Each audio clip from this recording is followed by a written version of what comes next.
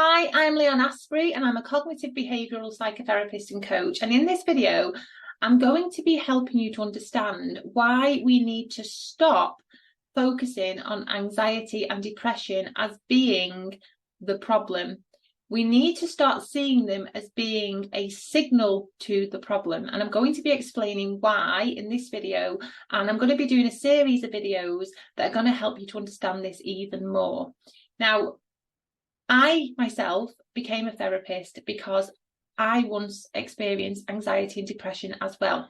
And little support was available to me back then, other than medication, which did help, but didn't actually free me from the problem. So I went on a bit of a journey in my own life where I really wanted to understand myself. I wanted to understand why I was thinking like I was, why I was feeling like I was, and why I was behaving like I was. And that's when I came across cognitive behavioural therapy. And I remember the first time that I read that our thoughts control our feelings and our feelings control our behaviours. And I was quite shocked that nobody had ever told me this before, why I had never been educated about this in school. I do not know. But nevertheless, it made absolute sense to me because my thoughts were making me feel anxious and my anxiety was then making me behave a certain way. So it all made sense.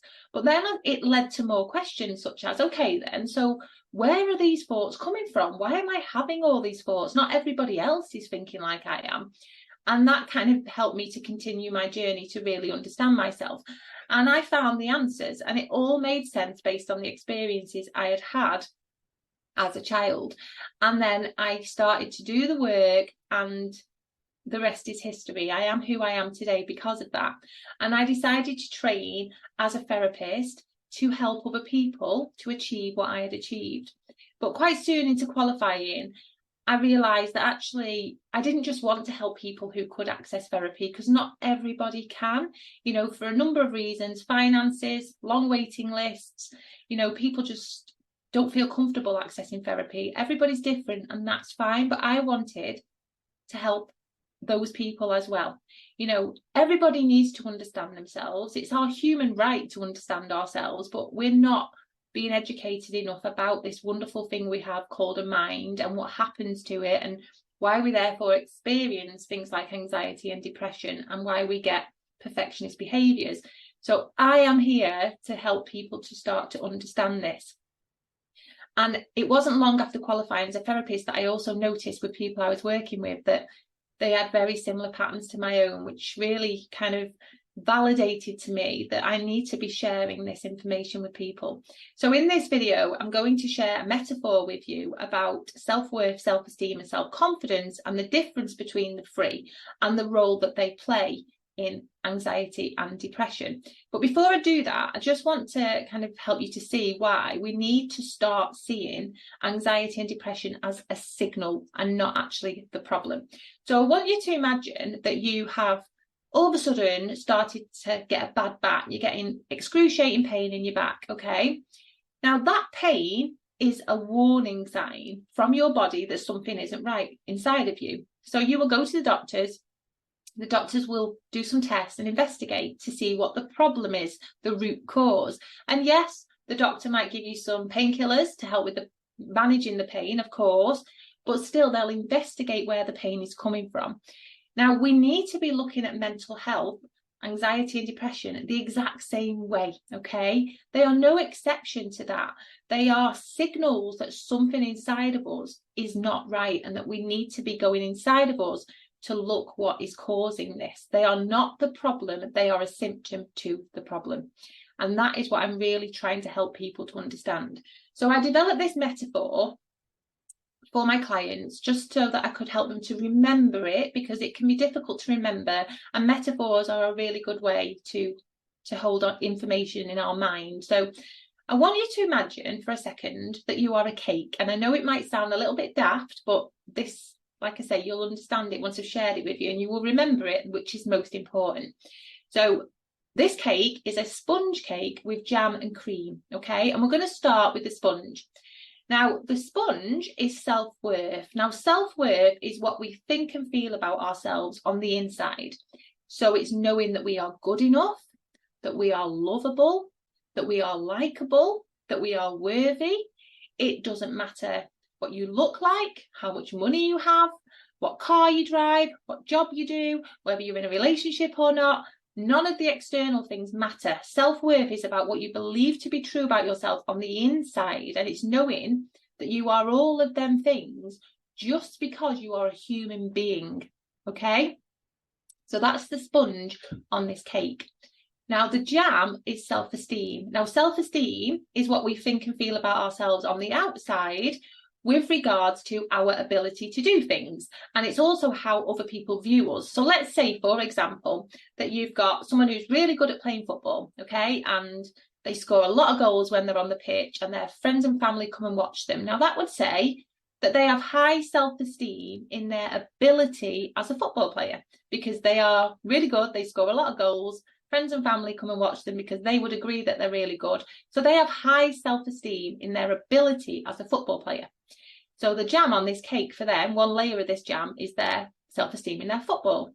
Now, the problem with the jam on the cake is it comes off and on at different stages in our life. And that's very normal because our ability to do things changes, our interests change, and so on. So let's say that this footballer had an injury or got too old to play football, then their self-esteem in that area of their life would come down at that point in their ability to play football. But that would then be replaced with something else, so another layer of jam. But this is why we should never place our value and worth as a person on anything in the external world, anything outside of us, because those things change and they will change, and it's very normal and natural that they will change at different stages in our life. So let's say, for example, that somebody placed their value and worth as a person on the way they looked. What happens when that person gets old and their looks start to fade? If somebody places their value and worth as a person on their career, what happens when they retire or they get made redundant? We should never, ever place our value and worth as a person on anything outside of us because they will change at some point. And this is when we will start to struggle, okay? So that's the jam. Now, the cream is confidence. Now, confidence is about being confident in doing something. Now, the way us human beings develop confidence is by doing something repetitively, something we're interested in, we do it repetitively, we'll gain confidence in doing it. So let's say, for example, that I've made this cake I'm talking about 100 times. I started off following a recipe, but then I've made it so many times now that I can do it without the recipe because I've gained confidence in making cakes.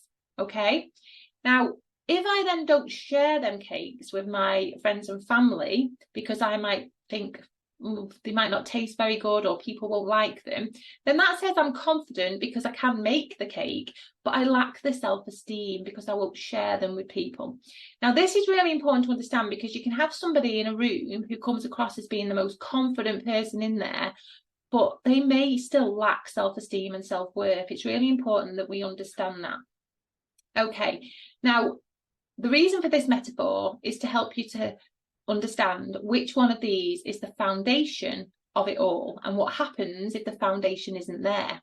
So the self-worth, the sponge on this cake, is the foundation of it all. And what I mean by that is what I find with a lot of people I work with, and this was also me in my own experiences, is the part of this cake that's missing is the sponge, okay? Missing or lacking the sponge. So what happens when a human being lacks self-worth on the inside? So when they don't believe they're good enough, they don't believe they're worthy, or they don't believe they're likable, what will happen, and it's a natural human instinct because we all need to feel those things on the inside, that if we don't feel them, what will happen is we will try to make up for the missing sponge by piling on the jam. But unfortunately, the jam we pile on is actually unhealthy self-esteem. So what I mean by that is somebody might try and be good at everything they do to try and prove their worth on the outside. They might try and please everyone all the time to prove their worth on the outside.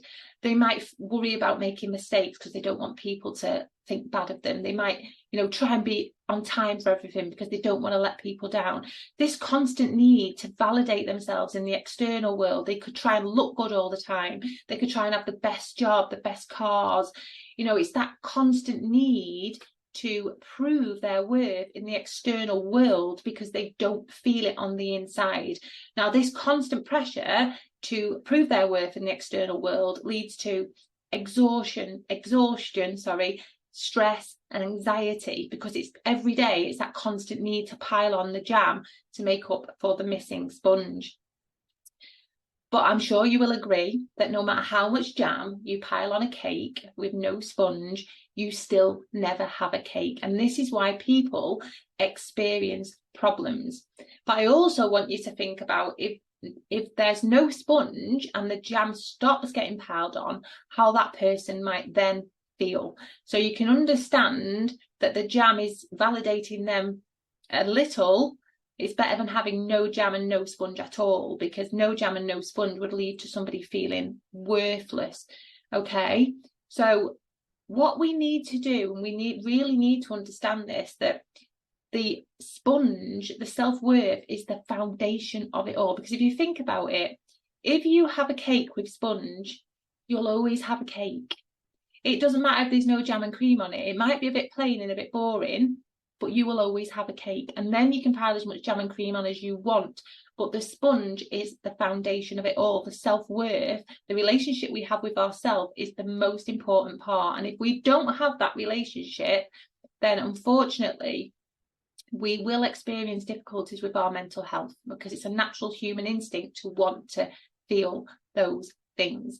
Now, I'm going to be talking in another video about the reason why people lack self-worth, why that happens. So if you want to subscribe and like this video, then you will get a notification to let you know that I posted that video. But I'm going to be explaining more about why we lack self-worth in the first place, and I'm going to explain more about the behaviors that we might put on to try and cope with that. So the perfectionism that I mentioned at the start of the video, perfectionist behaviors are a coping mechanism for that. So somebody might develop perfectionism as a result of trying to prove their worth, which I will talk more about in upcoming videos. So do keep an eye out for them.